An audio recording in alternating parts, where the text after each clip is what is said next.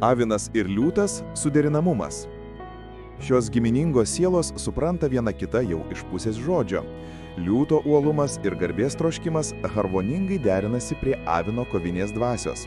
Gyvenime abu gali pasiekti labai daug, kol jie kartu turės tą patį tikslą. Tiek avinas, tiek liūtas yra pakankamai agresyvūs, siekiantys valdžios, ganėtinai egoistiški.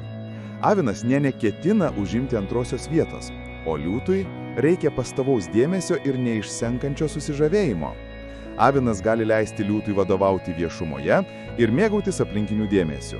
Jeigu liūtas sutiks, didžiųjų gyvenimo sprendimų priėmimą perleisti savo partneriui. Šią porą visada gali suvienyti ir sutaikyti seksas.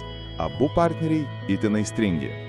Tokia sąjunga gali būti ilgalaikė, jeigu abu partneriai pakankamai taktiški ir jautrūs vienas kito atžvilgiu. Tikiuosi, kad šis vaizdo įrašas suteikė jums naujų minčių ir padėjo geriau suprasti likimo ženklus.